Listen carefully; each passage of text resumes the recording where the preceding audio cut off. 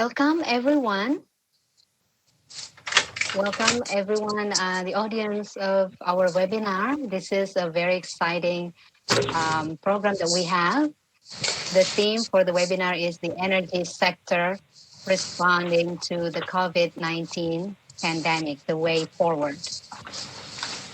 We are very happy today that we are here to listen to presentations of people who are knowledgeable of the energy sector.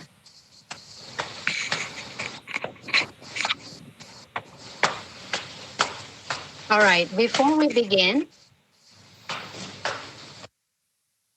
I would like to state some rules of the webinar so that everyone can be comfortable and will be able to listen to the webinar more efficiently. All the participants will need to ensure that the internet network is good, and participants also expected to be here on time. Okay, after the webinar, after the Google Meet, you are going to be re-registered for your attendance for your e-certificate. The link of the e-certificate will be informed in the chat room. And also, all participants are expected to deactivate the camera and audio during webinar, the course of the webinar. In this case, we'll be able to focus on the speakers. If there's any questions, please direct your question in the chat room. Okay.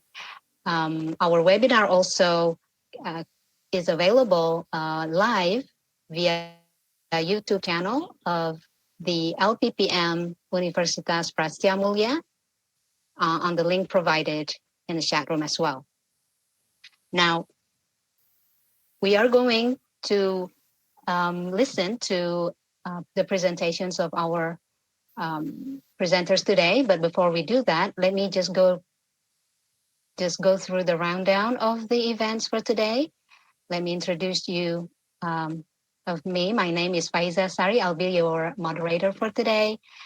We are going to begin the webinar with a presentation from Mr. Paul Raftery, which is the speaker one.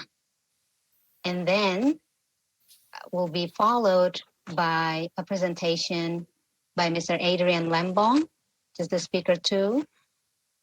And then after that, we are going to have a session of discussion and response. And will be presented by Professor Yudi Samyudia, our own faculty member from Universitas Prasetya Mulia. After all the three presentations are done, then we are going to do our question and answers. And we would like the webinar to be interactive. I encourage audience to direct your questions in the chat room, and we will be happy to read your questions so that you can hear from the presenters of their responses. And then that's it. Then the webinar will be closed at about 1500 or 3 p.m. Jakarta time. Okay. So first of all, let me just have a quick reading of the bio of our speakers today. I will begin from Mr. Paul Raftery.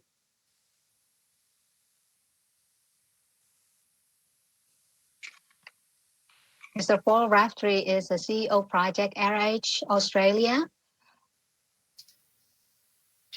He has been holding various senior leadership, including president, commissioner, and CFO or finance director and company secretary, responsible for 150 finance and administration staff nationally, and directorships and joint ventures within Australia and overseas. Mr. Raftery also a committee in the audit board and compliance, in managing banking and shareholders relations, in business government engagement with parliamentarians and the bureaucracy. Business leadership includes recent experience in Singapore, Indonesia, and Australia in the resources and energy sector. We welcome Mr. Paul Raftery. We're so happy to have you here. Thank you very much. Our second speaker is Mr. Adrian Lembong. He's the Director of Technology at PT Adaro Power, previously employed as General Manager Business Development by Adaro Energy in Indonesia. He also served on the board at PT Indonesia Bulk Terminal. He received his undergraduate degree from University of Karlsruhe, Germany. Welcome to the webinar, Mr. Adrian Lembong. We're happy to have you here. Honored to be here. Nice meeting you guys. Perfect. Thank you. Last but not least is our own Professor Yudi Samyudia. He is the Vice Rector for Research and Innovation, Students Development and Alumni Relation Affairs at Universitas Prasetya Mulia, the Professor in Renewable Energy Engineering at the School of Applied STEM at Prasetya Mulia University.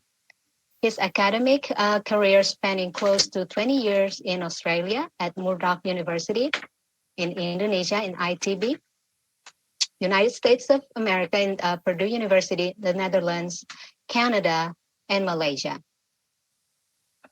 His research interest is in energy production systems, management, and business. We're so happy to have you here, Professor Yudi. Welcome. Thank you. Good afternoon, everyone. Okay. Let us begin with the first presentation. I will have Mr. Paul Raftery to begin your presentation. It's all yours. Thank you very much. Ladies and gentlemen, the scene is June 2030. We've been called in to evaluate the long-term performance bonuses of the management team of 2020.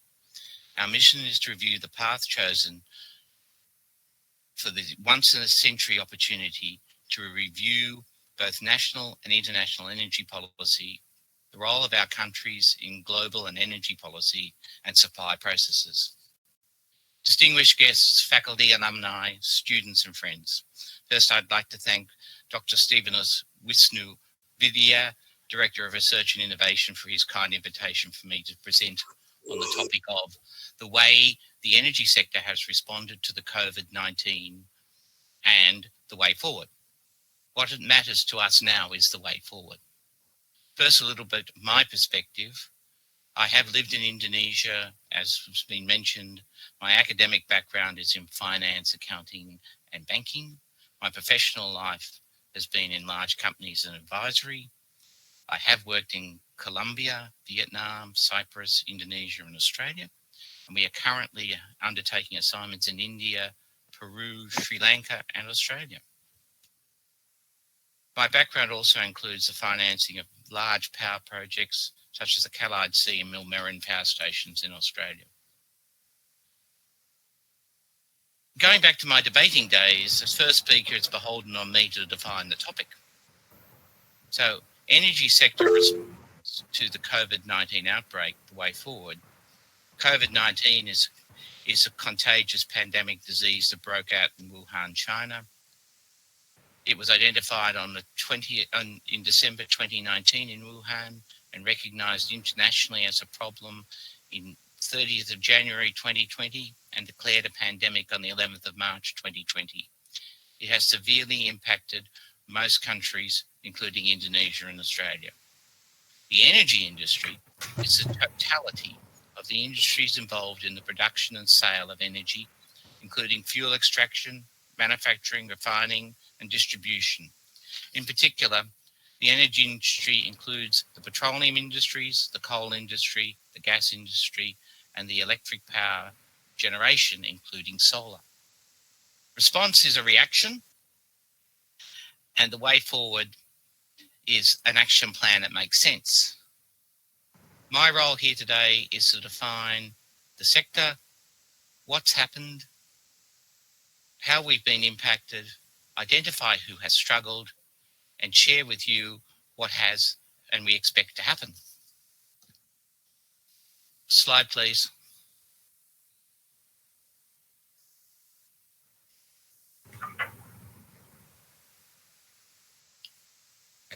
We go forward to the next slide, please.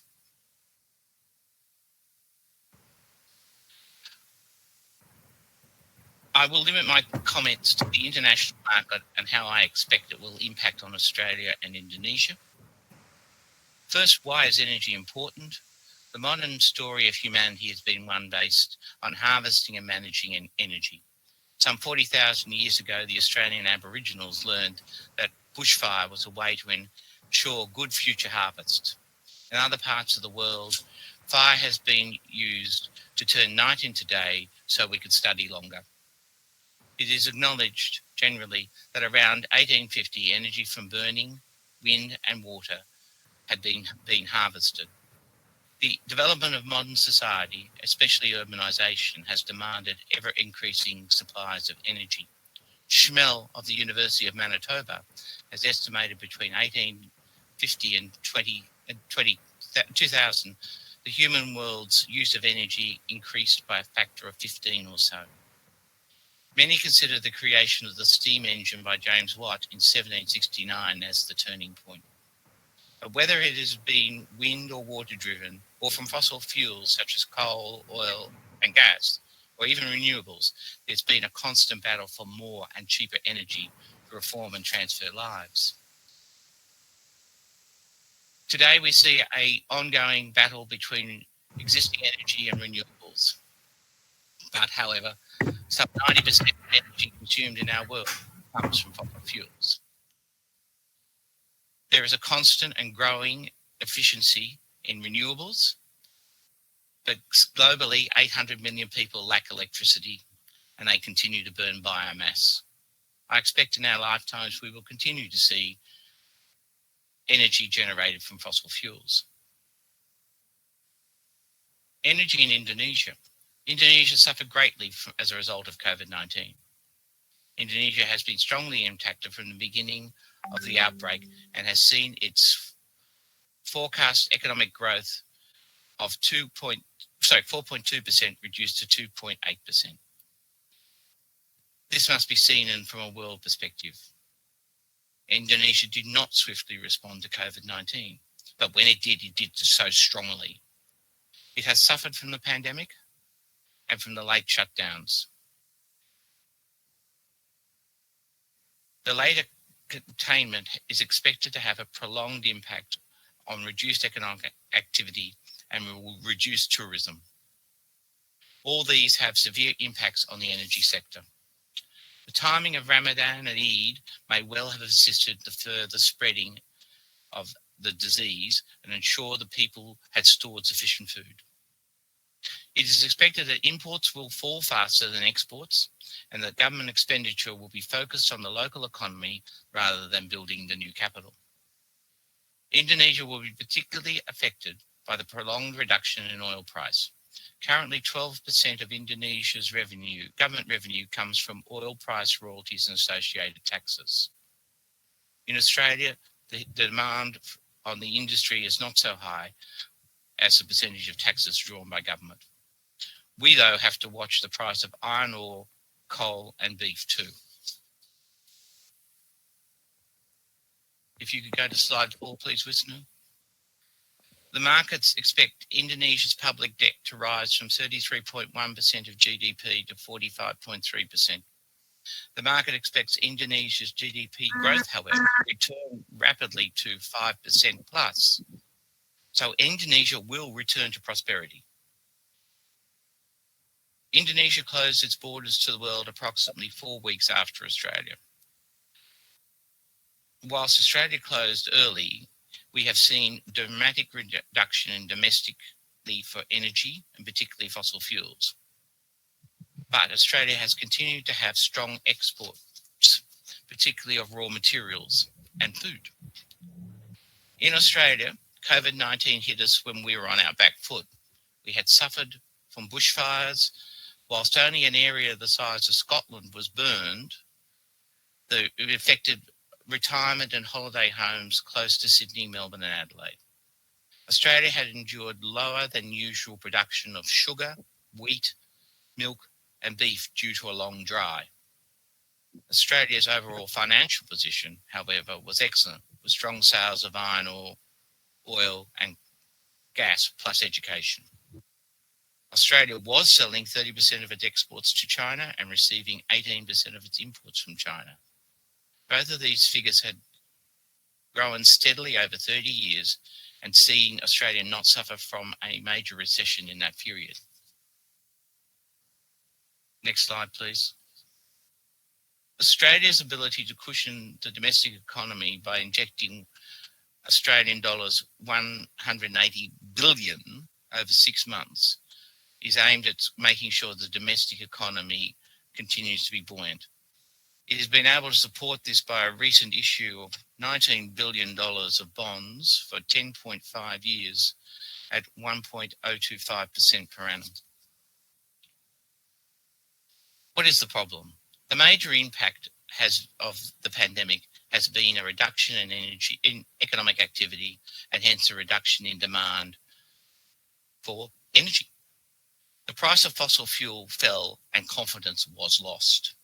The critical impact of COVID-19 has been in supply logistics. First, a slowdown in buying, both corporate and consumer, and then a breakdown in the logistics process itself. Simply, the people are buying basics and they are saving money rather than spending. The supply chain has been focused on moving bulk, but has been impeded by quarantine restrictions. Put simply, if you're not going to a restaurant, the sales of Australian lobster are falling. And if you're not turning on air conditioning in Bangkok, the sales of Indonesian energy to Thailand are falling. There are less planes flying, cars are travelling fewer kilometres, offices and factories are closed, and the list continues. The consequence of this has been that energy consumption patterns have changed. Those producers who have produced have continued to dispatch power and take whatever price they can get. This has pushed many producers into being marginal producers and price takers. We've seen this in particular with the coal industry in the United States. Spot prices for most energy products have fallen. As a consequence, the currencies which are driven by commodity prices have fallen. The Australian dollar, for example, expressed in US cents, fell from 70 cents at the end of 2019 to 55 cents on the 19th of March, and today hit back at 70 cents, which suggests we're rebounding. The Indian rupee rose from 16.5 on the 26th of March, having been at year end at 13.95, and today is back at about 14,500. So the currencies have had a roller coaster, but they're bouncing back. Consumer spending patterns have changed too. During COVID-19, this return to basics has seen people stay home, not consume, and they remain constantly fearful of unemployment. We are seeing in both Indonesia and Australia a reduction in discretionary spending and including travel. Hence, we're using less energy. What is important to remember is the world will recover. It will be different. It will reform, but we will continue to need energy for our day-to-day lives. And more importantly, we will need energy to reform the world. There is little or no doubt that most countries are looking to infrastructure building as the important catalyst to rebuilding domestic demand. This will mean demand of raw materials from countries like Indonesia and Australia. Whilst the Australian Prime Minister, Scott Morrison, suggested that we would wake up from hibernation and simply resume the old norm, this is not true. What we do know is we will continue to need energy and food, send our children to school, and engage in civilized society. How we achieve this will not be changed by COVID-19. So in the medium term, we don't see substantial change. Indonesia and Australia both export coal, oil and gas. As such, we are price takers. Prices have been driven down by lack of demand. So the Hunter Valley coal from Australia, which is the benchmark for our coal at 6,000 series, had already fallen 27% by February. And it was now trading at $51 a tonne. Our 5,500 series coal, which is more like Indonesian coal, is trading at $40 a tonne. That puts 30% of producers in Australia producing at a loss. This is unsustainable. Another example is that India is producing less coal, and it generates 80% of its electricity from coal. In the future, this will increase. What has caused this has been the exceptionally low price in LNG and a number of producers of power preferring to burn gas than coal. But we have seen other reactions. In Australia, the government has announced $200 million for research into hydrogen. BP Australia has followed by making a statement that it wants to build a multi-billion-dollar solar project up to 15 gigawatts, which would see solar power generated in Australia being sold to Indonesia. So our world is changing.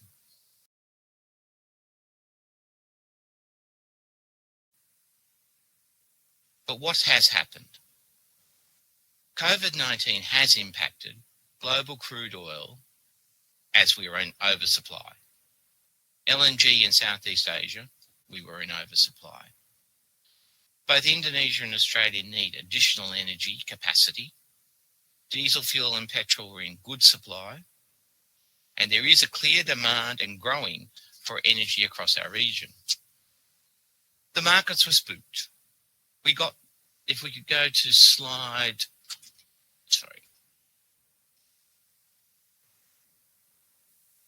6, please. The markets were spooked. And whilst these media announcements are from India, they do reflect what was happening at the time. 2 Indian refineries declare force majeure, so crude suppliers have a problem. This has led to a sharp decline in local fuel demand, leading companies to cut refining and with their storage at capacity. Global fuel demand is set to drop by 20% in the second quarter because we're just not travelling. COVID-19 and the events in oil markets spooked the traded markets. They sent shockwaves into local economies. The impact of COVID-19 saw industry and production fall, and this impacted on all economies.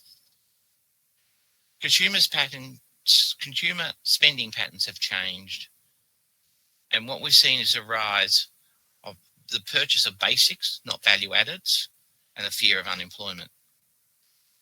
I expect we will see reduced discretionary spending because I think people will want to save money to pay down their debts. We have also seen the global oil majors say they want to reduce their investment and now focus new investment in renewable energies. BP, Shell and Total have announced massive investments in solar.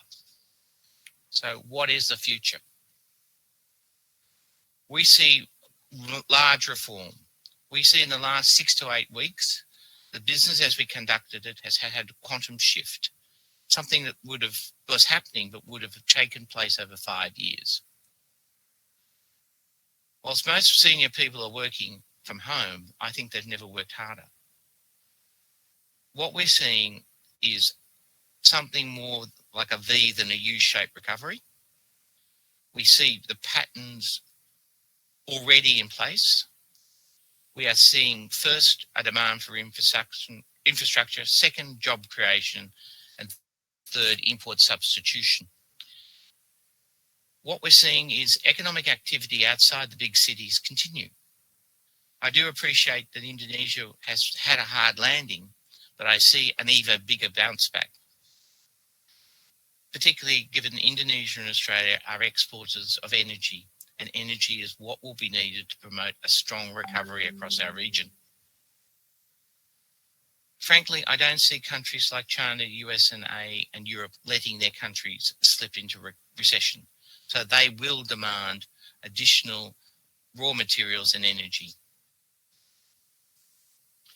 Indonesia and Australia are blessed with vast reserves of low-cost fossil fuels and also the opportunity to harvest renewable energy.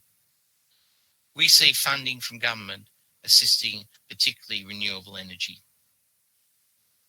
Indonesia is the largest single market in Southeast Asia, with a population of some 270 million people, and with rapid growth. As countries seek to diversify their supply chain away from China, we see the beneficiaries of this, including Indonesia, India, and Latin America. We see Indonesia's manufacturing base increasing as a consequence.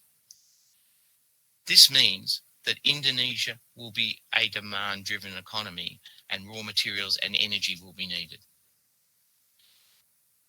In late 2019, the forecasts for 2040 suggested some 67% of the world's power demand growth would occur in Asia Pacific. In absolute terms, hydrocarbons would remain critical in supplying electricity. If we look at today's prices, while solar may have fallen by 54% and wind by 29%, they remain somewhat 30% higher than coal-fired generation. In developing countries, that price difference is important. Indonesia clearly lies in a part of the world that will see rapid expansion of generation capacity.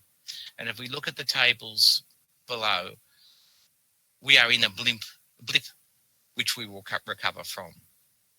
I must say, on behalf of projects in RH and Tabatinga, we have not seen such demand for energy projects in the last 3 years, as we have seen in the last 10 weeks. We are now working on solar opportunities in Colombia, Sri Lanka, and Australia, new oil opportunities in Australia and India. And we are looking at coal-fired power generation in India and a new coal mine to supply. Governments, intergovernmental agencies and investors from the private sector are seeing new energy opportunities and investing in them. Why are they so confident? We go to slide 8, please. Put simply, it's energy demand. The energy market is large, significant, and diverse. As a consequence of what's happened in the financing of one part of the energy market, impacts have flowed to the entire market. A historic example is when Nobel's oil trading business had problems. Not only did it impact on the oil trading sector, but it also impacted on the coal sector, as Nobel was a significant coal trader. Our ride won't be without bumps, but we will see activity. What we're also seeing is private equity plugging in some of the gaps that the banks previously engaged in. Whilst they're charging more, they are there. The immediate impact of COVID-19 in coal prices has not been as substantial as reported in the media. Firstly, long-term coal prices are driven by supply and demand. And since 2018, the price of coal has declined because we have been in overcapacity, and this is expected to remain until 2024. But it will return as people demand more coal. So it has to be efficient to invest. So what are the experts telling us about thermal coal pricing? We expect that the benchmark 6000 series coal will stabilise at $60 to $70 a tonne, and that will remain for the next 5 or so years. We also are seeing demand return for coal as the Chinese economy stabilises. If you look at the thermal coal price outlook table, which is slide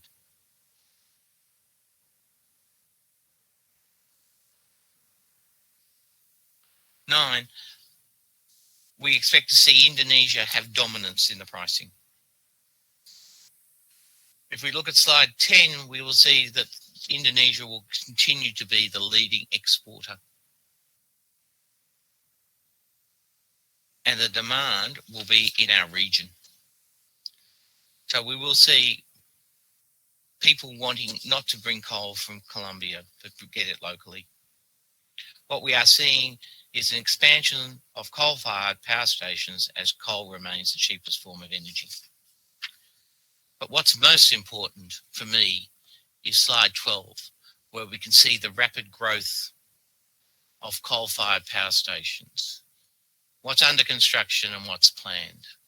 Now, if we assume that Indonesia can look after itself and China can look after itself, we know Vietnam and India will need to demand new coal. So I am quite bullish. Recent prices of oil have been reflected geopolitical matters, particularly the positions within OPEC. We can expect stability in the long term. And I think we will see COVID-19 as just a shock within the system. We saw also China take the opportunity to rebuild its strategic reserve. That only had a short-term impact. What is demanding the drive and the popularity in gas has been its unprecedented low price. And this has been caused by the fact that we're in oversupply because a number of projects have been opened in Australia. In the long term, however, there will be substantial demand for gas, and we can expect its price will increase in line with the return of Brent crude from $34 to $60 a barrel already. We believe that the economic consequences of COVID-19 will see considerable debt emerging in many countries, and this will need them to export more materials. Both Australia and Indonesia will be continuing to export coal.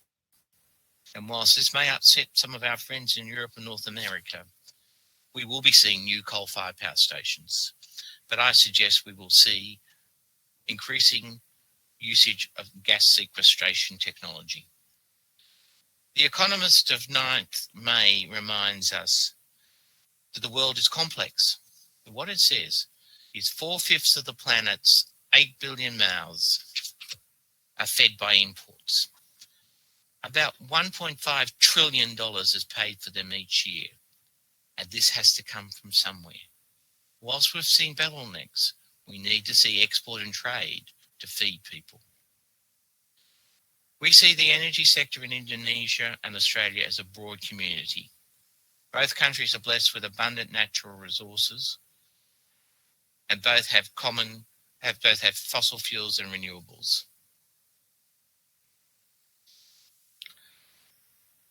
My conclusion is that we are living in the most challenging times, probably in 100 years. In 5 weeks, we probably saw 5 years of change, but the markets will come back. Global economies are being pumped so that they will bring back growth. This will bring back demand on supply chains. Asia will be the center of that growth. The demand for energy will increase and diversify, but it will not go backwards.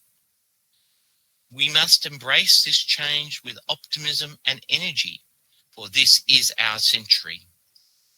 Thank you.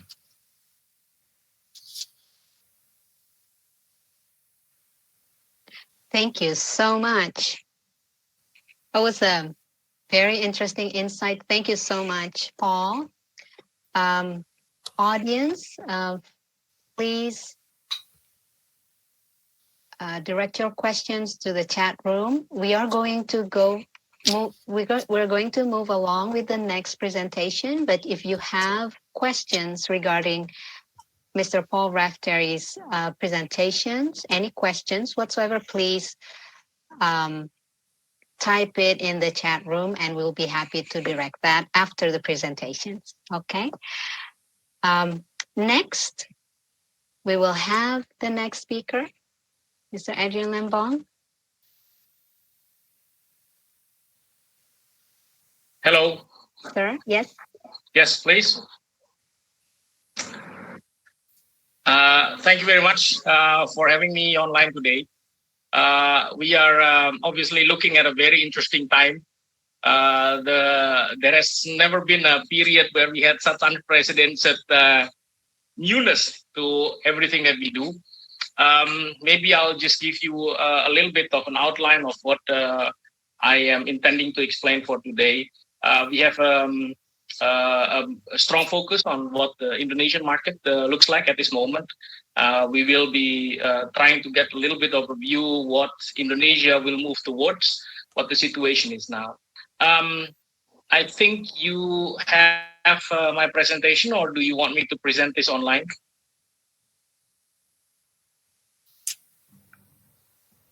You may present it if you will, sir. Okay, so I'll is, just do that. Yes, go ahead, thank you. Simpler. If the quality is not up to speed, just let me know, okay? But let me just give you a bit of an idea first about Adaro Power, and then we'll delve in on what we see in Indonesia, what was planned, and what is actually happening. So, Faizah, I actually have you on camera, so I can see you. If you don't see me or you stop hearing me, just wave, and I'll try to reset. Okay. So first of all, Adaro is traditionally a coal mine. We've been producing coal for almost 30 years since the 1990s. So we were established in 1991. And we have since then produced coal now to about 50 million tons a year. Now, the situation is that in about 2005, the coal mine was acquired by an Indonesian group. It was previously Australian owned. So it was acquired by an Indonesian group that was very focused on energy rather than mining. So they saw this not as a mining operation, but as a stepping stone towards energy. And so in 2009, we started building for coal-fired projects in Indonesia because it was just a natural continuation of what we have been doing so far. And so we have secured a number of projects in Indonesia. I will go into that a little bit later. And but the process of financing, this is where it touches what is happening now in the market. We've been securing most of our financing from export credit agencies in Japan as well as in Korea.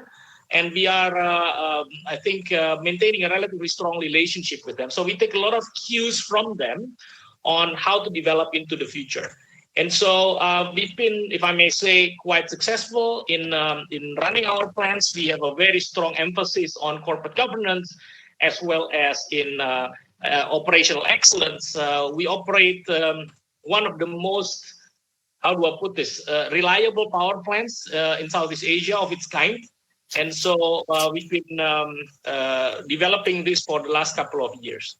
Now I'll move on to the next page, which is outlining 4 of the projects that we are looking at. So our oldest power plant was COD 6 years ago. So it's a in infrastructure terms, a relatively new power plant. It is our oldest though, and it's a small 2 times 30 megawatt power plant with CFD technology. And we commissioned just very recently, late last year, our second unit also in South Kalimantan, a 2 times 100 megawatt project with a similar configuration, a similar type of power plant, a 2 times 100 megawatt CFD power project with Korean technology. We are currently also constructing a power project in Central Java, which is also one of the things I'd like to discuss a little bit later, and how COVID is impacting all this. It's a very large project, 2 times 1,000 megawatt project, which we estimate to come online sometimes this or next year. It's a problematic situation because to forecast any timelines is going to be a little bit more difficult right now.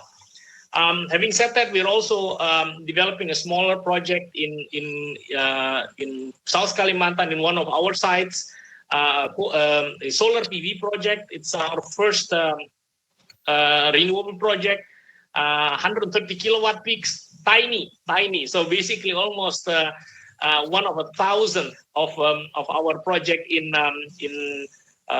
South Kalimantan that has only come online. And so this is a little bit a view from our side that this is an interesting development, which is also something I'm emphasizing will have it is greatly impacted by how we see SARS-CoV-2 and COVID develop or pushing things in Indonesia. As you can see, we also are looking at a number of different newer renewable projects. In the same site where we have our first project, we are currently developing a 467 kilowatts. So it's just a half a megawatt, but it's floating power in South Kalimantan. It's a very interesting project because both our projects are supposed to save us money. And so it is designed to replace diesel. Now, as was previously mentioned by the previous presentation, we have an issue where the price of oil-based or LNG energy is declining very rapidly to the point where we are actually not able to make any short-term returns on our solar PV panels. But the interesting with solar PV panels is once you have them in the ground, you almost can't lose money on it because there's hardly any operating costs and we get definitely a positive return. Whether it's lower or higher than conventional power depends on how you do accounting. What is the lifeline of the project you're anticipating? What is the long-term projection of fuels and so on and so on? So we're at this moment still quite happy with the solar PV project. We're also developing a larger project for PLN, 10 megawatt AC in South Kalimantan also. This is where it gets dicey. This is where PLN is starting to wobble to understand whether they are really into trying to develop projects of this kind in an unpredictable environment. We have a small mini hydro project which we are developing for our own operations in Central Kalimantan. And so if you look at this is an interesting situation. This is where we are producing a fossil fuel using renewable energy. And so it's something a little bit weird to explain to people that we are able to produce a highly CO2 emitting fuel using renewable energy. And we also have a new project which we are developing with Electricité de France, the French utility, to build a complete grid using biomass, solar PV, and battery in Sulawesi. On a small remote island where there is at this moment only electricity that is produced from diesel. I think this is also some of the things we'll be going to see into the future. I'll move to this. This is what the newest data. This is the newest data we've gotten from PLN. It reflects Triwulan 1, which is this is Indonesian, of course, but Triwulan 1 is the first quarter. And so we are, Triwulan, yes, quarter. And so you are seeing actually a lot of blues. Blues is good. In Indonesian terms, it's more than 95% electrification. And so if you look at this, a lot of the areas, 98 to 99% electrification levels, you see basically significant backlog in Kalteng, which is Central Kalimantan, where they are barely at 95%. Then you have a problem in Papua, where also they have barely 95%. And then Nusa Tenggara Timur, which is the province with the lowest electrification level at about 85%. So so when you look at this, you'll actually see, if you look at actual demand, that the demand is actually still undersupplied at this moment, despite of COVID. And we are going to see some efforts from PLN to actually alleviate that. So When you look at the new projects, we will be seeing more remote projects. And I'm moving, maybe I'll jump to this. These are the upcoming PLN projects that they are looking at. And as you can see, biomass, PV, wind, biomass, PV, renewable energy projects. And there is also another set of projects in the hydro sector that they are also looking for qualified participants. As you can see, all of the projects, there's a wind project also in West Java in mind. So if you look at this, this is all pointing towards renewables. But the question is obviously whether this is for real or not. Sometimes when you look at PLN projections, it's difficult to say whether it's all real or not, because sometimes they do things for show. But if you look at the grid, there are certain things that are becoming a little bit of let's say a signal towards what we are going to see. And if you look at this, so if you look at one Simelue, 3 megawatts, this is a project where they're currently also burning diesel. And diesel has a multiple of problems. When we talk about diesel in Indonesia, we're talking about imports. It's a fiscal imbalance situation. The other thing is a logistical situation where you have to deliver fuels to these remote locations where the logistical cost sometimes outstrips the product cost itself. So I am sort of having more confidence in projects like number one, which is a regional Sumatra project. Number two, in Bangka, where they're also running still a lot of diesel. Tanah Laut, still also regional. So a lot of these projects are on regional levels, where they don't have the large grids. And so when we look at Kalimantan, for example, you could say, oh, Kalimantan is so big, there must be enormous amounts of coal, yes. But the problem is that coal-fired projects are only making sense from a certain size upwards. If you have two small projects, then obviously they don't make much sense. And so to some degree, we are seeing this to be a signal towards where PLN is moving towards. So smaller renewable projects that are developed on particular locations where they're developing, where they're currently running diesel projects. So it's a more surgical approach. Now I'm going to switch back to this. This is the best numbers we've got so far. The RUPPL is the Indonesian Electricity Planning Program. The 2020 numbers haven't been issued, right? So we don't have anything else but this. So this is the 2019 ones. We actually, on the longer term, do not see this to be moving very differently.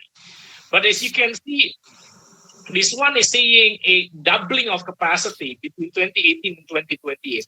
Whether this is going to happen, maybe not, but it's very difficult to say at this moment. And so the numbers move more or less. But sometimes when you look at a picture like this, don't be too distracted by the large numbers. Look at the small numbers.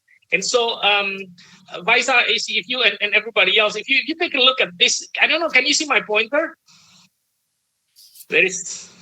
Okay, so if you look at this, there is a number here that says diesel power plant, 5.2% of total, 5.2 gigawatts, which is 10%.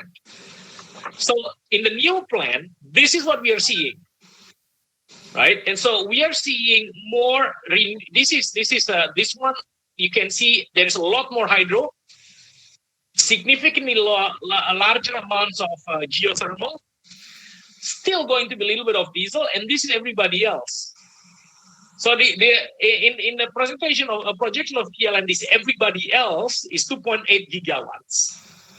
That's including biomass, waste to energy, solar and wind. So we are seeing more projects, but it's not actually that big of an impact onto the Indonesian society. But if we look at any projects that will be going, these are the ones that are moving for two reasons. Number one, in these projects, PLN will save money. These are projects that are moving from diesel, which is expensive, and I assume in the near future when COVID is over, it will be expensive again, to move to fuels that are locally produced, solar, wind, and biomass. So it has a much higher sustainability in regards to logistics, as well as a much higher sustainability in regards to cost. So this, I think, is the trend that we are going to see in the near future. The second one is what I mentioned before. We've been developing our projects mostly with the support of banks. And the banks are clearly stepping away from coal. This has very little to do with SARS-CoV, but they are all denouncing and moving away from coal-fired projects. And so even oil and gas, And so a large number of our banks have basically said, look, we are going to be stepping away. We're going to not be able to finance any more projects that uses fossil fuels, and these are sort of the two things that we are seeing. And so, rightly or not, the banks are taking to this to even a further degree during as with COVID. And I think it was also explained in the previous presentation that we are going to see a lot more renewable projects because it's right. I mean, it's difficult to say whether it actually makes sense or not because of SARS-CoV, but in fact, it is so. And so sometimes we can't argue with sentiments. And so people are having the feeling that this SARS-CoV situation is also partially attributed by global warming, and so we should step away from coal and fossil fuels. And so whether it's correct or not, it doesn't matter because it triggered a very significant shift in risk appetite from our lenders. And if we look at that as a signal for Indonesia, I think this is what we're going to see. We're going to see less diesel, more renewables. And this is, I think, going to be a trend that is very, very strongly going to be seen, let me say, maybe by the second half of the year, and PLN is going to start seeing that its revenues is declining, and so they need to save money. And when we might be able to see oil or LNGs picking up again in pricing. Okay, that's all from me. Faizah, thank you very much. I'll give it back to you. All right, thank you so much, Mr. Lembong. That was really interesting. I would like to remind our audience to, for those who are listening, we already have 2 presentations right now, and please write your questions in the chat room. We are going to listen one more presentation from Professor Yudi Samyudia. Are you ready? Yes. Okay. Thank Go you. ahead, Pak. Good afternoon, everyone. That's the last 2 presentation give you some ideas about the supply demand situation of energy in the region. I think given by Paul and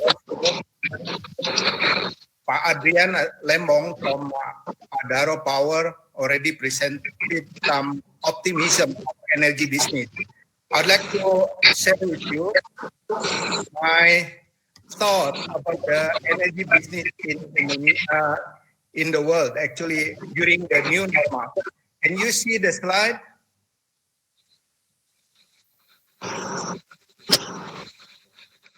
Yes. Yes, right? Okay, thank you. So my role is as a panelist, I'd just like to give you some provocative question. And this will drive the question coming from the audience to all the 2 speakers that we just presented. The question is about how will energy business be in the new normal? As you know, the current situation with the COVID-19 is very difficult for any business, including the energy. Before COVID-19, the World Energy Forum projected the 4 factors influencing the energy business here. So, as you know, the energy business is a complex business, many factors affecting the environment. ranging from macroeconomics, geopolitical, regional, business environment, and also technology. So if you look at this diagram here, from the uncertainty, level uncertainty and level of impact, all the four factors play important role in energy business. And before COVID-19, this is the projection. And as you see here, macroeconomics, meaning that the economic situation of the world would have an impact on energy business. For your information, I think the situation in Middle East has made, and the demand of the fuel really going down, and then the price of the oil dropped below zero at some time. Now it's going back to $30 per barrel. Now that's because of the macroeconomic situation where the demand is going down because of the COVID. So the projection before COVID would change dramatically for the energy business. And if you look at the macroeconomics in the world, I think this is one of the prediction, the optimistic prediction of the GDP growth after COVID-19.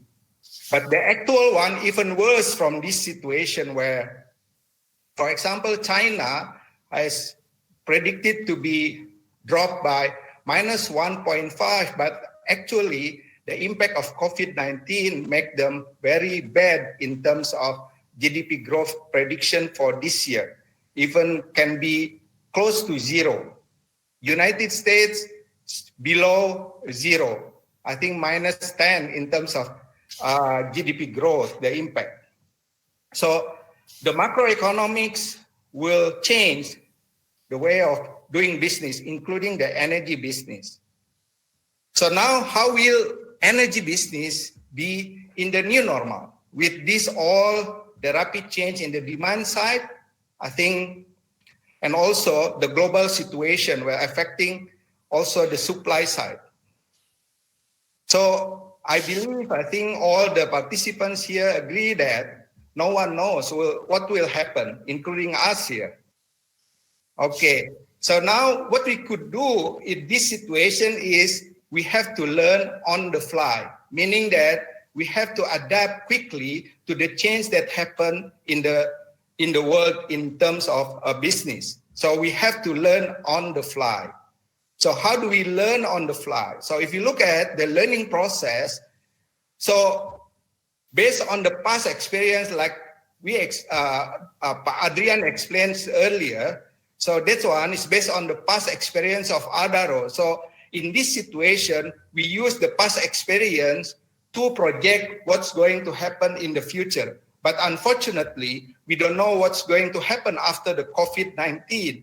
So learn by expertise is not really a good approach for adapting any energy business after COVID-19 or the new normal situation. The other approach that we can do is doing some new experimentation. I think Pak Adrian mentioned about the use of renewable energy, expanding the business rather than a coal-based business. That one is the learn by trying the new thing. But if the mindset of the business is still competition, meaning that we want to win and someone else will be lose, so that would be difficult.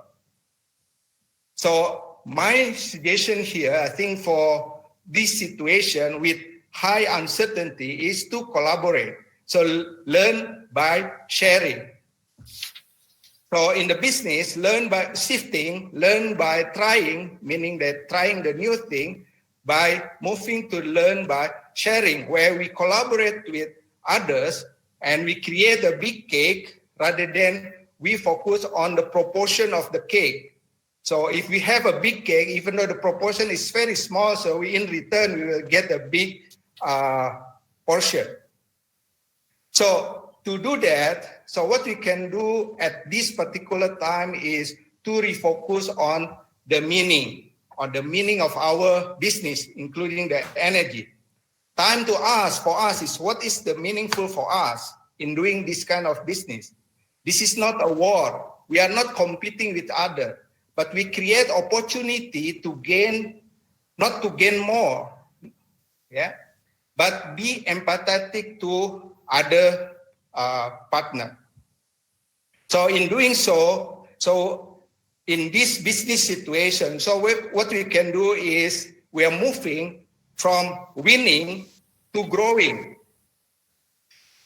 Okay, compete on data, we compete on ideas to grow the business.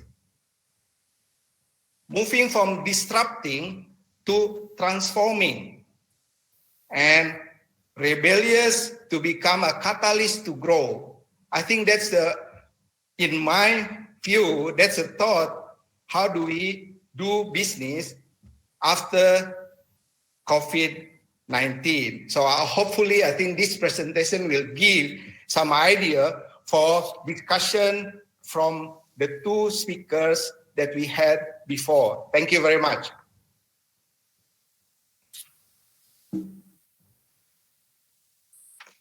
All right, thank you so much, Professor Yudi. That was really interesting as well. So we have completed the presentation sections of our webinar. Now it is time for us to go on in the interactive part, which is question and answer. Okay. So we are compiling the questions from the audience, but I would like to begin with just a couple questions to our presenters to get the ball rolling. The first question is to Paul. Yes. Yes, you mentioned in your presentation that the demand for energy will increase as will the diversified demands, and that we will not go backward. Do you think it is an optimistic scenario or a realistic one? I think it's realistic. Many people don't have the power we take for granted. And I think that if you give it to them, you can't take it away. More importantly, they're going to see lights, refrigeration, television, the internet as basic rights. So I think the demand will keep growing.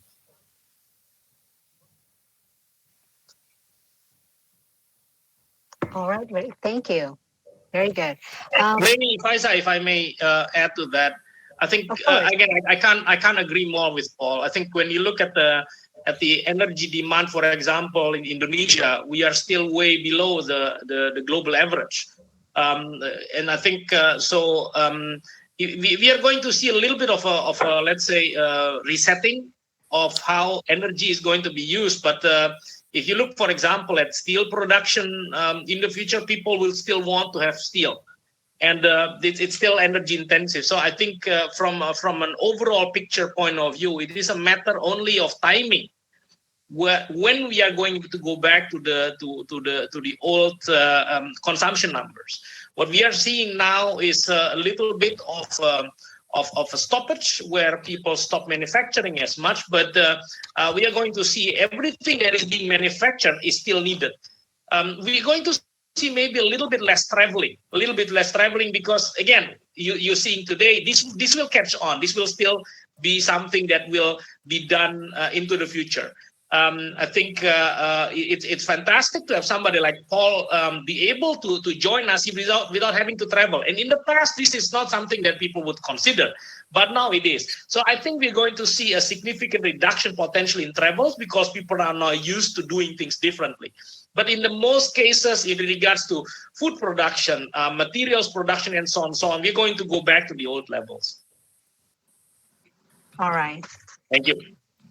Thank you for that insight. Thank you both, gentlemen. Speaking of that disruption, and I want to make some more clarification on that, especially in our audience here we have students also in the audience. We would like them to, kind of trigger this all questions, raising awareness of renewable energy.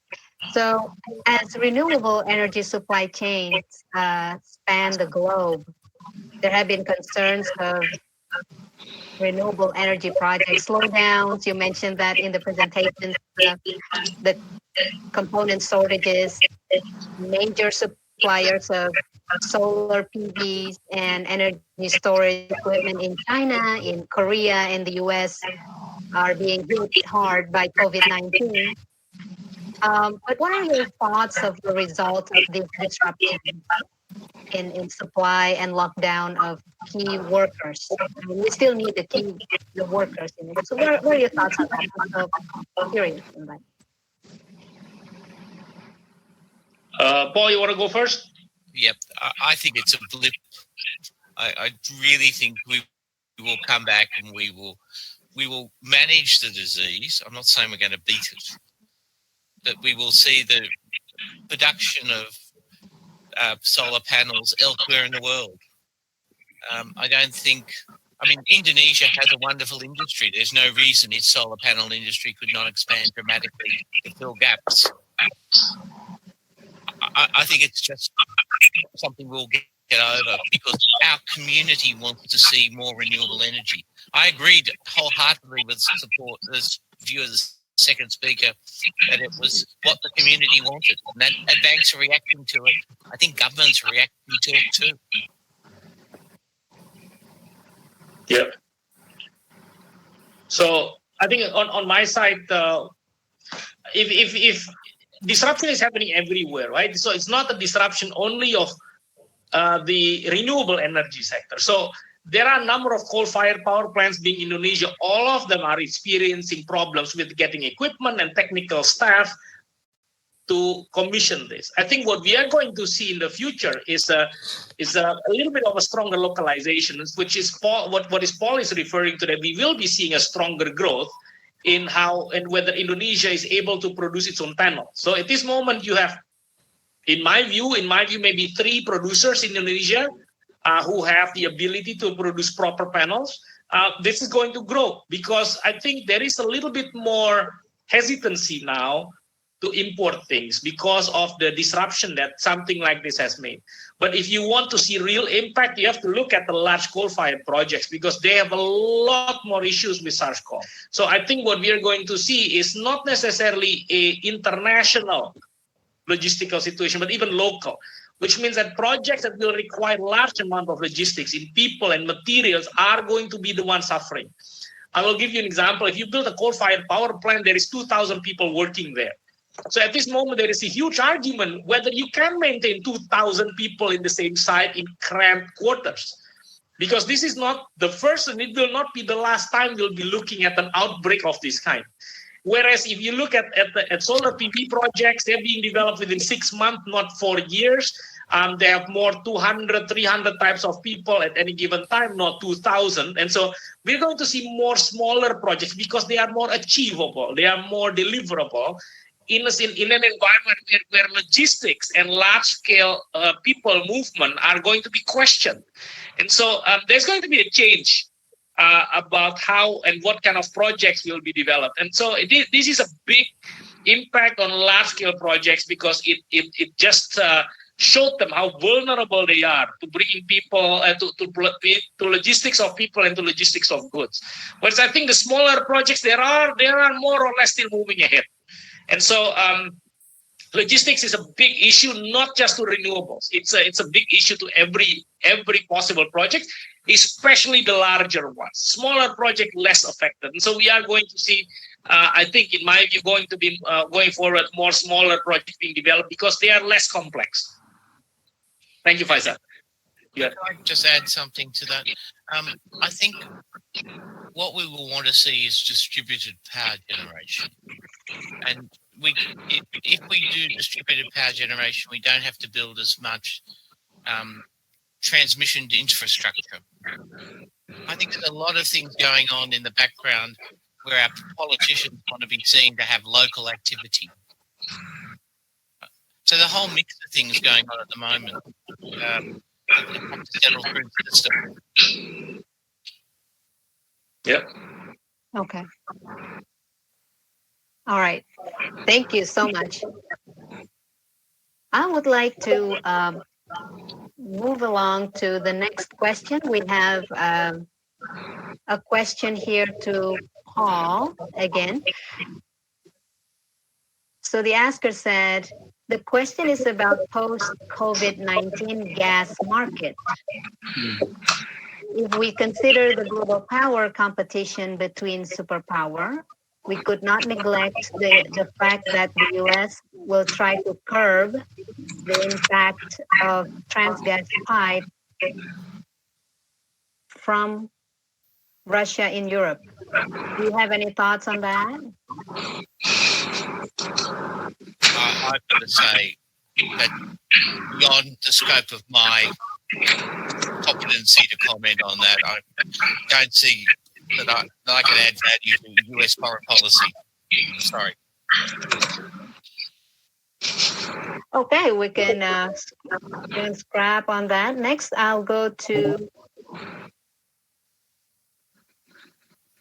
Mr. Adrian. Let me see here. You said earlier that your project is producing highly emitting carbon dioxide by using renewable energy. Could you please explain more about that? Is that possible to just produce only the renewable energy? I will explain. So when we look at the we have a coal mine in Central Kalimantan, right? And so we are producing coal there to be supplied to coal-fired power plants in all of basically South Asia. But when we produce this coal, we are actually using renewable energy. And so I've been presenting this case quite often at many different forums, and it's sort of a bit of a joke, a little bit more of this moment. We could be the first carbon-free coal mine operation in Indonesia, and so let's put it this way. I think when you look at renewables, we can define it in different ways. And so I think when we look at renewables, we also have to sometimes look at the sustainability of it from an economic function. And in many cases where you operate in a remote location, renewables are just the most sensible option because they are locally produced. You don't have the logistical issues, and they're cheaper than diesel. And so to some degree, it's something that we are now moving along. So we have we are developing now a logistical hub for diesel, which is running on wind power. And so a lot of these projects at this moment are popping up, and it becomes very, very interesting if you look at the latest trends in renewable energy, especially in battery storage. Battery storage is really, really continuing to be a very, very important aspect of renewable energy. And so it's something that I sometimes pride myself on, but it's also something that raises a lot of eyebrows. And we could be producing coal using renewable energy. Thank you, Faizah. All right, thank you, Pa. Now, speaking of collaboration, Professor Yudi mentioned about now that the new outlook is to collaborate. Looking at a different point of view. I have a question to three of you. This is regarding climate change. So I will, you gentlemen can take turns. The question is, will coronavirus mark a turning point in how the public thinks about climate change in relation to renewable energy and so forth? Would you like to begin? I'm happy to begin. I think it's a political issue. I think that as much as oil companies are very now proud to be saying they're producing oil with themselves making no emissions, like a coal company making no emissions in the manufacturing of its coal, I think politicians are going to want to hear that what we're doing had a positive outcome. Whether it's dollars make sense or not is not going to be important. You're seeing that already in the United States.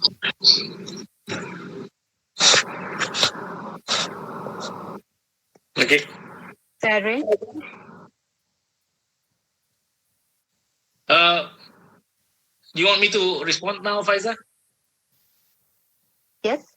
Okay. We have, Yeah, we are, I mean, I think the Indonesian public is less interested to some degree in regards to this. But I think what is very interesting in Indonesia is that we are one of the few countries where renewable energy is cheaper than fossil fuel.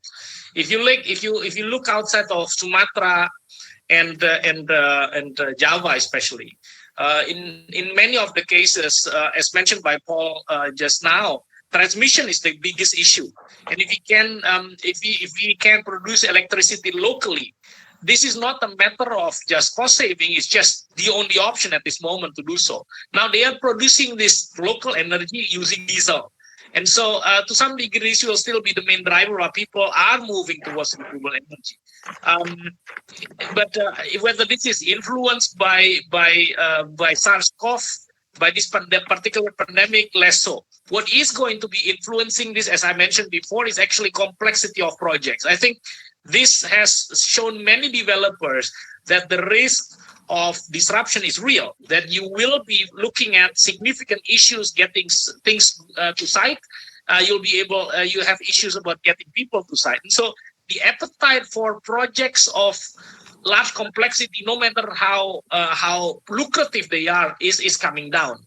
And so this is more to me the reason why what SARS-CoV is doing to everything. So it just makes people a lot more concerned about risks that are being developed by or that are coming from development of large-scale projects, and people are now going to see a lot more. I think a lot more a stronger trend towards smaller, simpler projects. And it happens to be so that, for example, solar PV projects are almost the most simple way of producing electricity. The only setback was always been about the energy storage. But if you look at the development of battery costing right now, you look at what Amperex has announced very recently together with Tesla, $100 per kilowatt hour battery storage capacities. This will propel the renewable and the solar PV sector into completely new orbit. And so this is becoming sort of a pull as well as a push situation where technology is being so reliable, battery is becoming cheaper, and it's more difficult to develop large scale projects. And so I think this is the trend it's going towards. Thank you, Faizah. Okay, Sari, I can make that one. Yes. I think the positive thing about COVID-19 that we enjoy now is about the impact on the environment, right? So we can see the clear sky of Jakarta, right? From my perspective, I think this is a good for all of us to do our own self-reflection. So in terms of energy supply, what is the best thing for us to do? One of the options is to do the local renewable energy approach, just Adrian mentioned just now. So we can have a different approach to supply energy for the region in Indonesia here. So that's the opportunity, meaning that we can grow the business by the size of the cake rather than fighting for the portion of the small cake. I think it's very important for Indonesia to see and reflect what we are going to move forward on energy business. So in my opinion, I think the chance for renewable energy to get the main stage in this situation is really great, including because we have source of the battery raw materials for renewable energy in Morowali. I think that's one of the abilities that we can explore. That's my view. Thank you. Faizah, maybe I'll just add on a little bit something. I've mentioned previously in my presentation, we have a project in Sulawesi, where we are developing this grid. This island that we are going to develop is called Umbele. And from that island, you can see this project that Pak Yudi has mentioned in Morowali, where Tsingsan is trying to build electrodes for the lithium-ion batteries. And they have 2 gigawatts of on-site power. But this island, which is just literally in viewing distance of this part, does not have electricity, which is grid-based. So they're all still generating individual electricity using diesel. Why? Because when you are at a viewing distance, there is still a 16-kilometer distance between them and the island. So it's underwater. So this is very typical for Indonesia. And you'll be seeing more and more of these projects coming on stream of people because they haven't been able to get deliveries of diesel. Why? Because the logistics has just collapsed. So this is going the trend we'll be seeing in the future. And I think to add to Pak Yudi's comment regarding cooperation, Pak Yudi, I'm a firm believer in market economies, and I believe that competition is actually the single biggest driver of innovation and improvement. And so what we are going to see is a little bit of a balance of that. So we're not going to compete for the same thing. I think I totally agree with Prof Yudi that the market is already huge. So if you look at these locations, we have ourselves identified about 50 different locations where projects of these kinds can be developed. Individual, remote, standalone grids that are sustainable using renewable energy at lower cost than what it does now using diesel. And so I am sort of seeing this not necessarily to be a real cooperation between them, but sort of let's say a managed competition where developers will get their own locations where they are developing their own system in competition with all the other ones, but basically not eating each other's portion. Everybody has a part of the pie. Okay, good. Thank you. Okay. I would like to continue with the next question. This question has to do with more to the pragmatic, the applications of the needs of energy. And the question is directed to the three of you. So most people now are in the mode of survival, and most people are now inclined to think about being independent on energy sources more than ever. And they may also be thinking about independent from government or industrial support. What are your thoughts about that? Oh, you wanna give it a shot? I don't think in modern society you really can be independent for the creation of energy. I mean, most of us live in cities, and we have solar in our building, but we don't consider ourselves independent. What I think people want to see is that their community has stable, low cost, reliable energy. That I think is what they want. Yeah. Adrian? Yes, I think there is. I'm clearly with Paul on this one. So I think what we're going to see in the future is a bit of a trend where potentially the utilities or the large-scale grids are something that is supposed to support and to be able to accommodate certain levels of energy own production. If you look at that. I don't know. I mean, I've sent you this slide. You're very welcome to distribute this. But one of the things that is being developed in Indonesia, for example, is pump storage, which is something relatively new. The Indonesian grids usually do not look at the grids to be something that will be absorbing electricity from end users, and so I think we are going to see also a shift in the role of the utility, not necessarily just to produce electricity to meet demand, but also to manage the distribution as well as the how do I put this stabilization of the grid. And so in the future, you might be exporting energy, but you still have to pay the grid for you to be able to use electricity in a stable way. Okay, probably I just want to add one more. I think probably the question is coming from the impact of lockdown, right? So we feel I think we can be independent from others because we are locked down at our house. But to remember on this situation that without electricity, we can do this kind of thing, Google Meet or webinar and communicating with others. But it means that the energy cannot be independent. Okay? But we can make energy efficient in terms of usage. So I think that's the more important for us.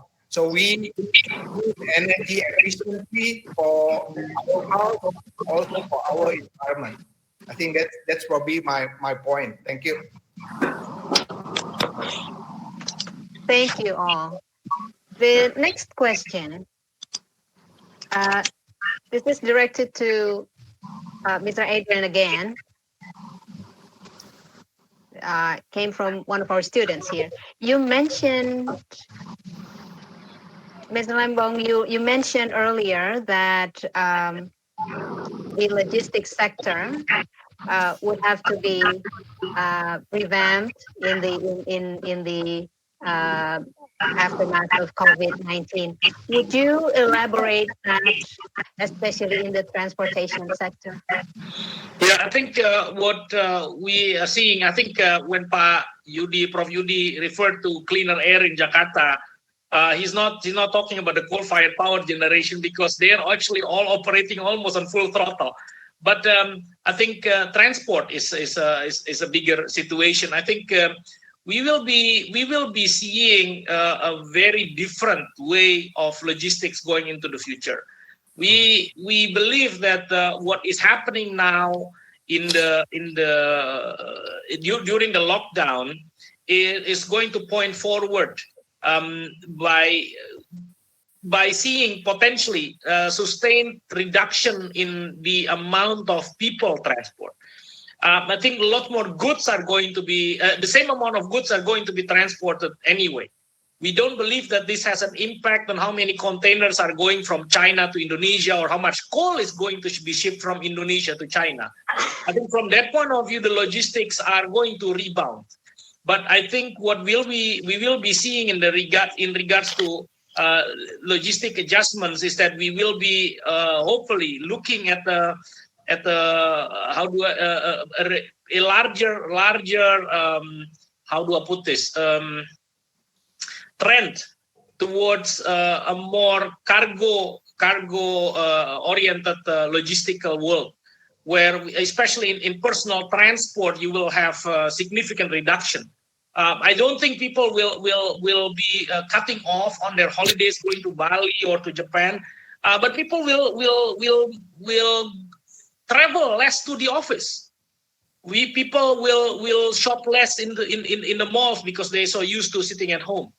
I think we will be seeing this as part of what is going to be happening in the near future. I think from a logistical point of view, I think this is an issue with companies that deliver this type of activities. Like I think taxi companies are going to be a little bit more looking at problems in the future, and personal transport is going to be a problem. I think people will buy less cars, will use less cars. It's I think from a logistical point of view, you'll see more utilization of cargo, but less transport of people, especially on the short distance. Thank you.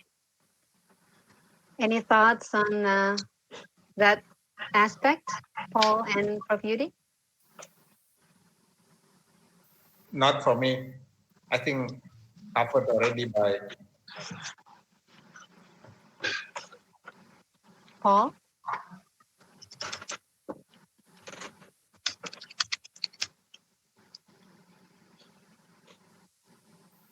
I think Paul is here. He's not on mute, but I can't hear him.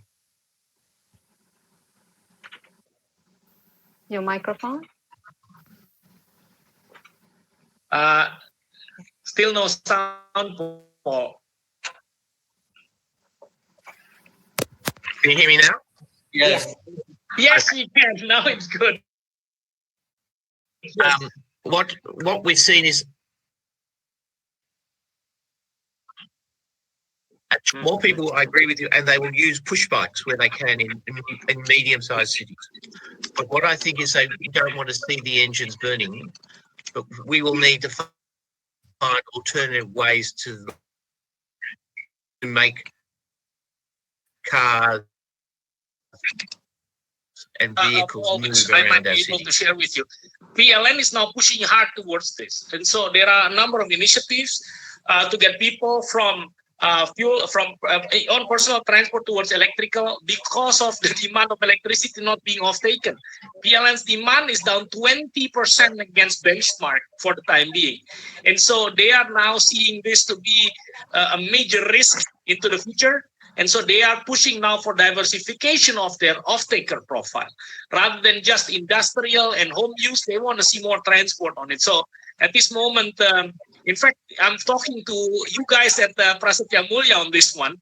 So there is, obviously, with Dr. Isti, we were developing a program to have your students look at the possibility of a battery swap initiative in Indonesia.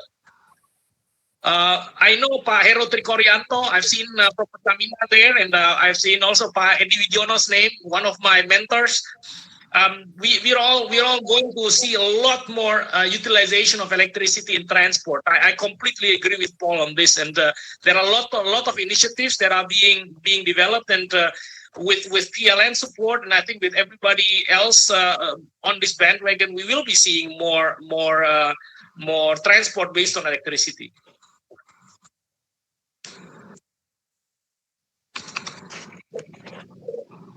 Thank you, Faizah. All right. All right.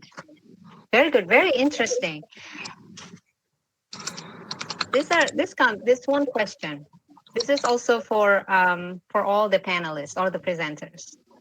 What are your thoughts from the renewable energy perspective of the short-term fixes to revive the GDP growth of Asia-Pacific countries in particular due to economic challenges resulting from the pandemic? Oh, this sounds like Pak Yudi. Yudi, go hit it hard, man. Yeah, this is a difficult question. Related with the job opportunities, I think to me, the most recent report from International Renewable Energy Agency in US, I think venturing to the renewable energy industries will create jobs. I think especially for Indonesia, by creating more jobs with the new industries. For example, like battery, I think the real case in Indonesia is battery in Morowali, right? The aim is for replacing, the transportation of vehicle using the electric motor or electrical mobile, etc., electrical car. And this battery industry already created significant number of jobs in that island in Sulawesi. So if you can imagine, if the other industry like solar PV open in Indonesia, that will create more jobs. If creating more jobs, it will affect on the GDP growth of the country. I think that's the prediction. Any thoughts on that, Paul? I'll pass on that one. Thank you. Nothing to revive the GDP growth, Adrian? Anything? Yeah. Don't keep it up. Paul, yes, say something, Paul. I think we're in a bump. I think we will return to a longer term pattern. I think what we're seeing is probably 3-6 months of unusual time. There's even a suggestion Australia will return in Q2 to normal times. Not 4 weeks. Right. Yeah, so I don't think you're going to do radical reform for COVID-19. It will impact on your thinking. Yes. COVID-19 doesn't give us time to do things. We need the short-term fixes are not going to be changes in energy policy. True. Well, thank you for your insights. Here comes one question. Next question comes from our own Prasmo student. And it is also directed to the three of you. Could you all please elaborate on the human resource development aspect or requirement, especially current students who need to gain knowledge, experience, and expertise in dealing with renewable energy in Indonesia? In particular, solar photovoltaic and wind. Who wants to go first? Yeah, maybe I can start with that because this is Pak Argo Jayadi I've seen. So I've briefly browsed through the questions, and this is I think a question for an Indonesian employer maybe. But yes, it is, Paul. It is. So I think again we will be seeing more projects like this. So in the past, Adaro used to look at projects $400-500 million. We will be looking at a lot more smaller projects. So we will need a lot more teams, especially ones that are going to be deployed to smaller islands. People who have ingenuity, have a proper understanding about the technical aspects, because they're going to be far from everywhere to be able to develop the systems. And so we are less so bullish about wind. Wind will still be to some degree larger projects. You still need a crane. You will still look at relatively complex operations. But even in this particular sector, we are now experimenting with smaller wind projects with 200-300 kilowatt turbines that can be built utilizing basic equipment without having to mobilize heavy lifting equipment. And so if you look at this, definitely I would say that solar PV and wind, especially solar PV, is going to be the way going forward. My suggestion for you is to actually have a better understanding on how to manage grids. This has traditionally been something that is done by PLN. We will see more demand for people who know how to handle grid issues. So in the past, if you want to look at grids, or if this is your interest, you work for PLN, for the state-owned enterprise. But nowadays, people are looking at different options. I mentioned again the project that was mentioned previously by Prof. Yudi, the nickel project in Morowali, 2 gigawatts in own power, and they need to manage their own grid. But you are seeing this in a large number of different projects, where 200 megawatts down to 1 megawatt, they will still need to have people that will be able to manage the grid, especially utilizing intermittent power. So the basic question is this: if I have an operation somewhere in the middle of Sulawesi, on an island, I need 2 megawatts of power, and all I got is solar PV and batteries. How many batteries do you need, and how much solar panels do you need to put out there? And this kind of question is always a great challenge, because it's a very fulfilling situation. You can go there, build something, you can go home, and you know you've done really well.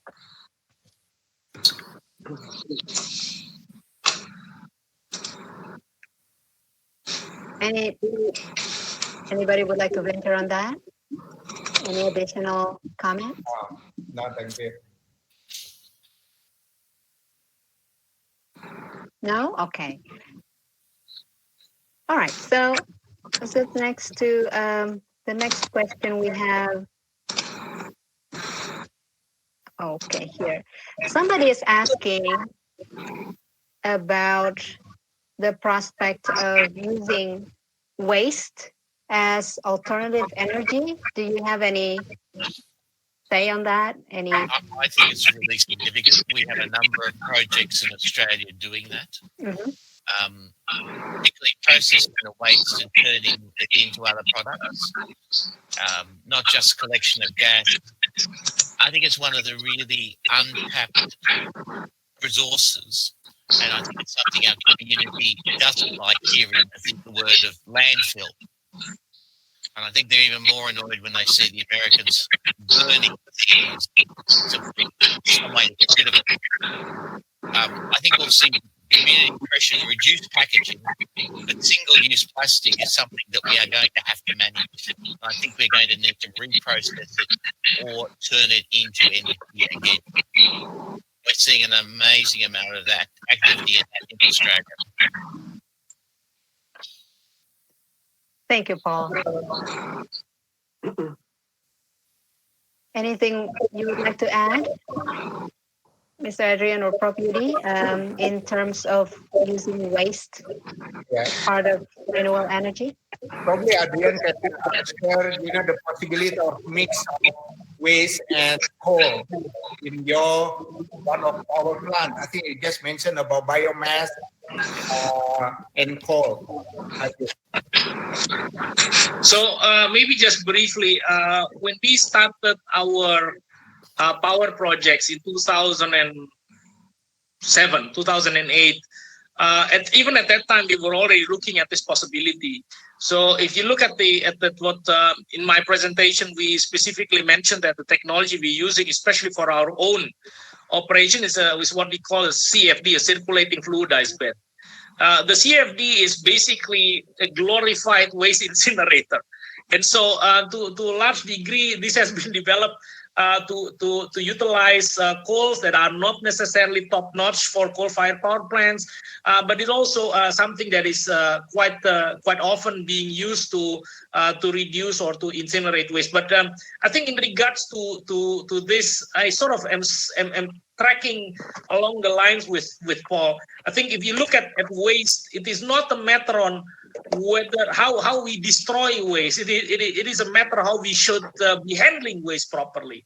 I think if we look at what is packaging at this moment, we are going to move towards a packaging system that is potentially less flashy, but more easily recyclable. And so to some degree, I am seeing plastic being part of it. I think there is a role for plastics to play. I think plastics are being vilified way too far.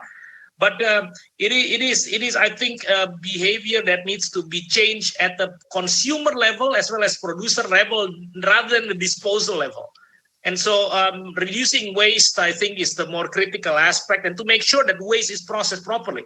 So, for example, all these plastics that goes out in the ocean, that is not the problem of the people that produce the plastic. It's people, when they use the plastic, they just throw them away.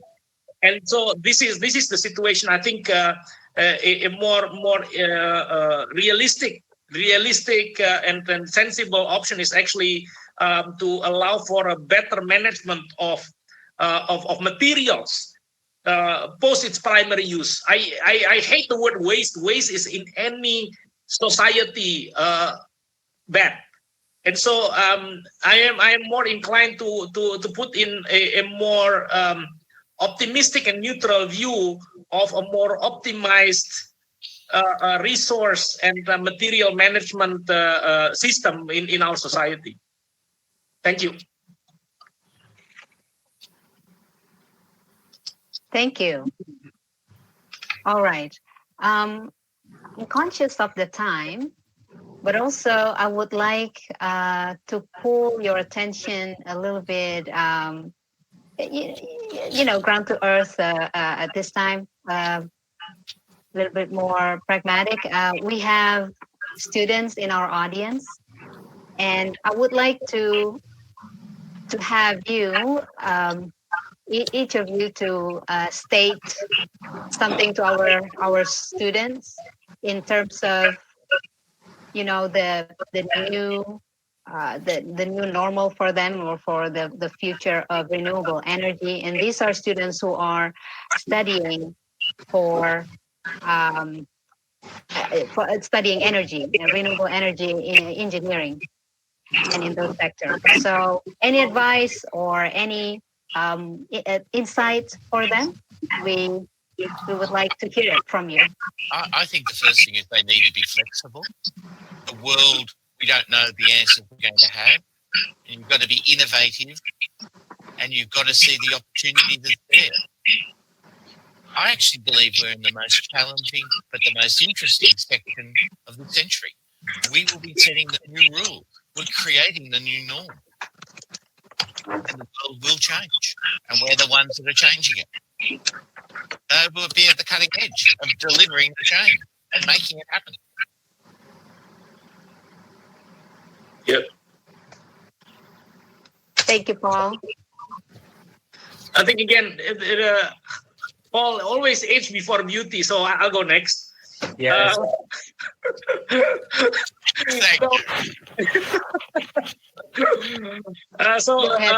Sorry, if I may maybe pass on a little bit of something we sort of picked up along the way in Indonesia. I did not start my career in Indonesia. I worked in Germany for quite some time, and there are several things that you learn there and you try to avoid, and several things you learn there and you try to apply. I think one of the critical issues that we see in Indonesia, and this is something that needs to happen and this is why the reason why I love working with Prasetya Mulya, with the like this Bu Lina and Pak Yudi, is that I think new Indonesia will need to learn to assume responsibility, to be able to affect change on your side of the table. Indonesians in the past used to think that I do what I do and the government will do what the government will do. And so I think a lot of people that we speak to in the current situation are looking at global warming, at SARS-CoV, something that the government is needing to fix, and I'll do my own thing. And so it's clear message to me from to all the students out there in Prasetya Mulya is you need to assume responsibility for your own future. It is not, you are part of the solution. You need to be part of the solution. We might be the older generation, we might be part of the problem. But you still need to be part of the solution. You can't just blame everything on somebody else. So take a more proactive approach, learn something, be good at it, and take a look at what you're doing, how this impacts everyone.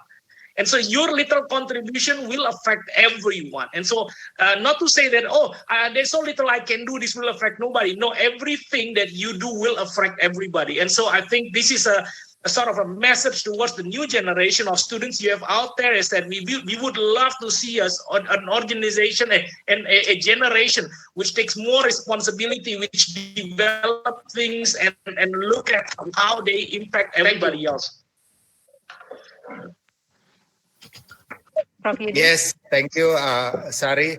And I think to all of the participants, I think for all over the places in Indonesia, including my students, there are three things that never change in whatever condition happen to us. We need food, we need energy, and water. In the COVID situation, we still need water, energy. Without all food, energy, and water, we cannot have our life in the lockdown situation. So this means that the future for people doing business in energy are still there. And without energy, we can do everything. So the question for us is we have to diversify because of energy for our needs. We have to explore different opportunities, different options that we have on table, including renewable energy.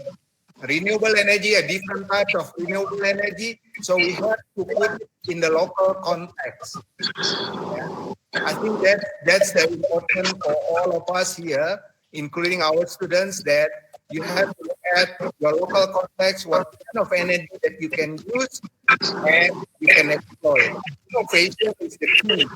So we have to innovate in the best way to create a good business. I think that's all. Thank you. Thank you all so much. So we have flexibility, responsibility, contribution, and diversified renewable energy. Those are the words for the students, the generation for post-COVID-19.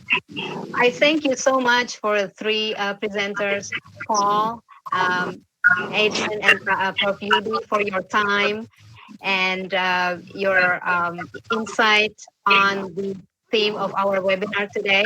We thank you all so much, and hopefully we see you again. Thank you. Thank you so much. Thank you, Thank you, Pak Adrian. Bye Thank you, bye. Paul. See you. Thank you, Bye. Pak Yudi. Thank you. Bye. Bye-bye. Bye. Thank you all. Bye.